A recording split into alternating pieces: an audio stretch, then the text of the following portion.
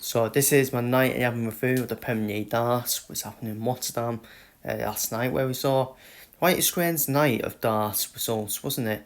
Where we saw Chris Dobey defeat Stephen Bunting 6-2, and they are the bottom two.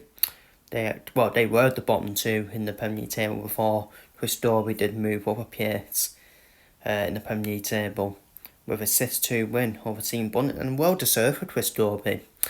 To be fair, well deserved with Chris Dobey, who was consistent in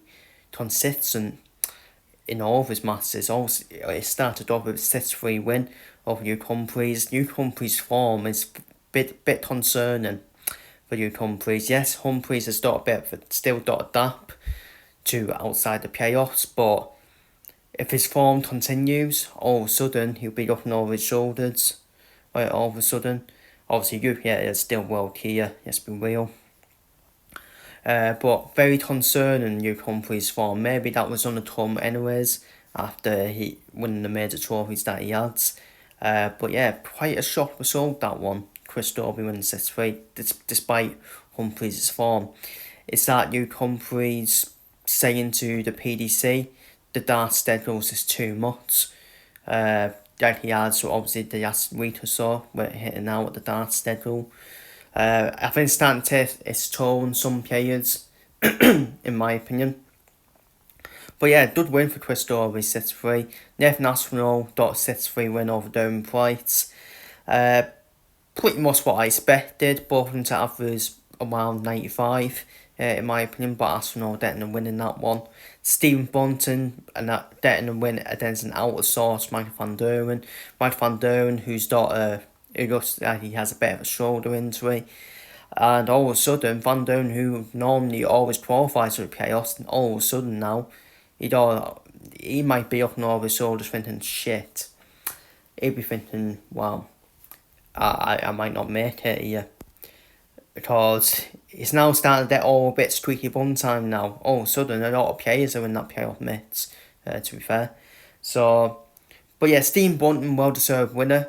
Bunting should have won by more, to be honest with you. I think he let Mike Van Duren off with the doubles, with the opportunities he did miss Bunting. And then the final quarter-final, wow, what a high standard that was. Averaging 108, World Cross averaging over 110, World Cross averaging over 110 and still losing. How's he looked? Against any other player, World Cross wins that game. But it's always Hugh Theatre, isn't it? It's always Hugh Theatre for me. So 108 average. And I think he played with his new darts as well. He definitely had new flights and new stems, I know that. But I think the barrels might have been the same, to be fair. The semi-final results, Chris Dobey, 6-2 win over Nathan Aspinall. Well-deserved win for Dobey.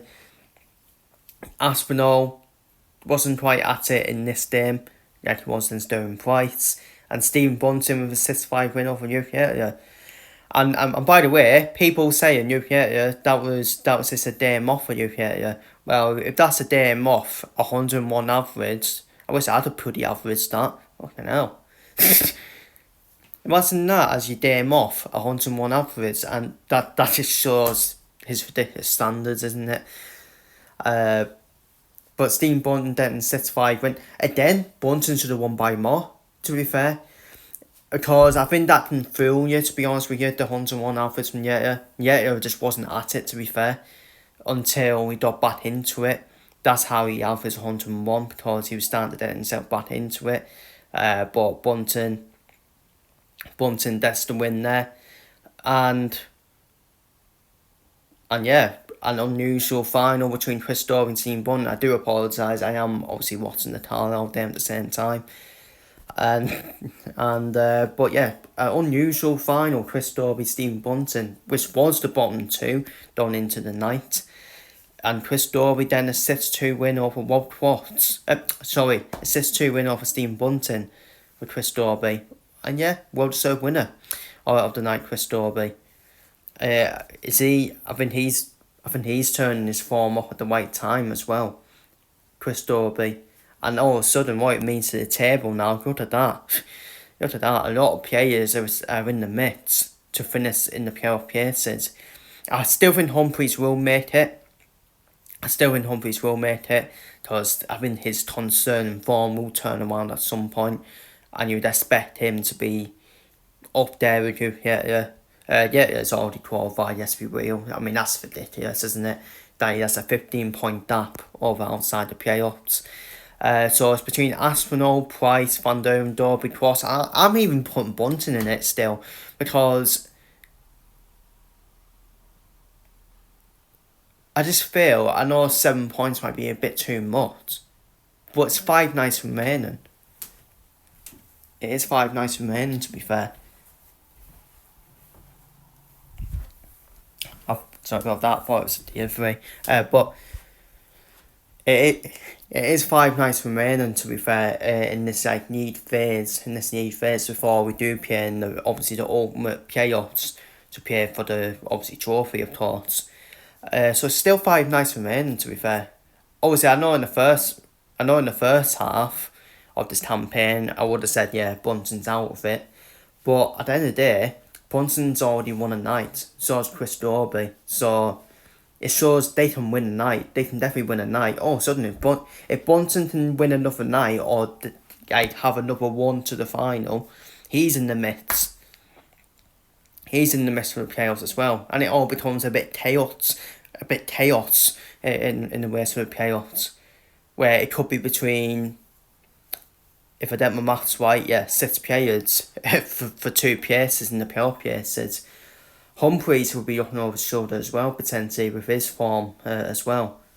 Wow, I think for me, he didn't have a night off, to be fair. Let's be real, he didn't have a day off because he's already comfortable at the top. But also, you want that momentum down into the playoffs as well. Keep that momentum going. So, I couldn't tell you who that's in the playoffs. I think and Humphries still there for me. But, tell you what, I can't predict it after that. It could be any 2 out of the 6 players that are battling for the playoff places, to be honest with you. Keeps changing every week for me. So, and that's what we want. We want it to be tight as well. I still wouldn't go against Van Doorn, to be fair, qualifying for the playoffs, because he knows how to qualify for the playoffs. He'll have that fight in him still, Van Doorn. He will still have that fight in him to try and make the playoffs as well. And then on the playoff night, it's anyone's, isn't it? Let's be real. It's anyone's. So yeah, but that's my thoughts anyways. That's my thoughts on night 11. Yeah, strange night. Giving it back to the crowd as well. The crowd were against Seattle for once. This is what it is, isn't it? With that situation. Down Price hitting out the conditions in Rotterdam as well. I think it might be in the wind or something. Someone's been opening the arena door at Rotterdam, and it's affecting the darts down in the board. But at the end of the day, to be honest with you, I haven't seen any other players complain about it. So we had that as well, and an unexpected final as well. Humphries' form is concerning. Van Doorn's got a shoulder injury. So it's just a lot of situations that went on last night, to be fair. So, but they're my thoughts anyways on the 9-11 review, as we saw Chris Dobey get a Premier League night win. Well-deserved night win as well. Feel free to leave your thoughts down below in the comments, and I'll be back with my night 12 predictions straight after this video.